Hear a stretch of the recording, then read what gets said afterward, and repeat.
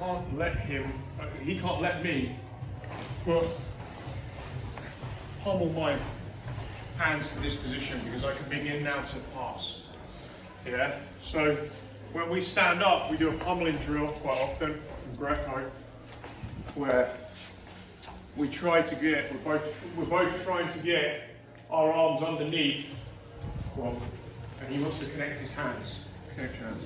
It's basic idea, yeah, elbows flared and whatever, but he wants to get here because now he controls my body as like a steering wheel.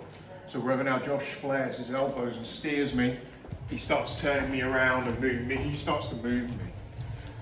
So if I'm on the ground, he also wants to do that under my legs. There we go. And once he starts connecting his hands, sprawls on me, yeah, he begins to pass the guard. So any time that you see these arms start to, yeah, I just start replacing. I repummel. I cannot let him put his arms down here.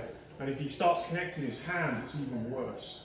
So it's almost like I want to keep, like you could grab here, it's perfect sensible to grab, or you don't let him, and now you begin to reconnect. And you'll notice that when you repummel one of them, you've got the beginning of a triangle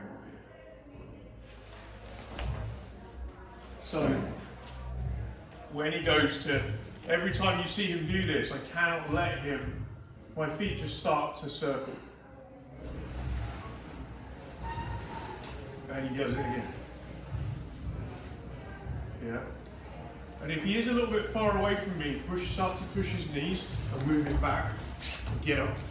So anytime you feel him disconnecting it, it doesn't feel like you can lift your hips.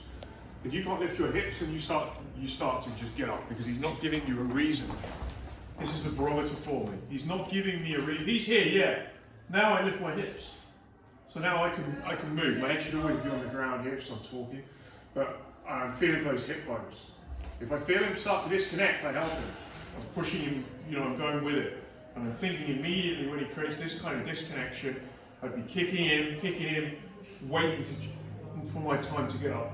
I've got to get my hands, hit my upper body sideways.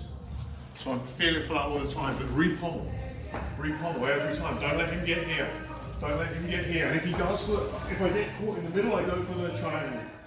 So I want you just to like intro phase, like you can almost feed this to go slow a little bit. When I get that one, if he keeps, if I get to like here and he keeps coming, if I can reach, but I might need to. So he's got to keep a distance here, but I'm just replacing all the time. I don't let him.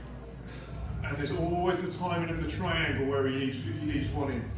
And usually they'll be bobbing on. He's not going to be at a distance. He's going to be pummeling and coming in. Yeah, and there's my opportunity. Yeah, let's just give that a go. Just intro, so you're just feeding them. Make sure you put a bit of pressure in. And just leg pummel, leg pummel, leg pummel. And if you see the triangle, you can go for triangle. Yeah, let's give it a go. Are you always going for the iliac? Yeah, because it connects. It's like putting the plug in an electric circuit. It lights them up. As you move, if you've got a foot on the iliac crest, when you push it, when you lift your hips, whatever, they will feel it. If it's a bit below or a bit above, it's like pressing the electric button on everything you do on the wall, and then the plug's on the floor, and you say, why is it not working? Because you're not connected. So like, think of these, like a lot of these joint points, like we were talking about here on the video yesterday, I think, I put it up, yesterday's session we talked about this, so there was some video going on. And like there are these points that you connect on the human body. Think about knockout blow here, the shoulder points. When you connect to them or you connect with them, when you do things, when you move, the opponent feels it. When you're not on those major joints, like you're in the middle, they may feel something, but it's never anywhere near as effective.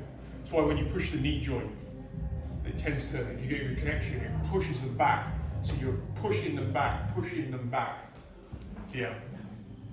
Elbow joints as well, like rolling the humerus bone. If I want to move somebody's arm around, I get the humerus bone it's very, you can do it yourself. It's very hard for you to resist that. You have to start rotating your thumb back, and otherwise your arm just gets wrenched. Areas which connect two bones together, essentially. Yeah, yeah. It's the big exposed joints is where the magic happens. Anything in between is kind of like usually inefficient because where's the ends of the levers, heels, etc. Yeah. Let's give it a go.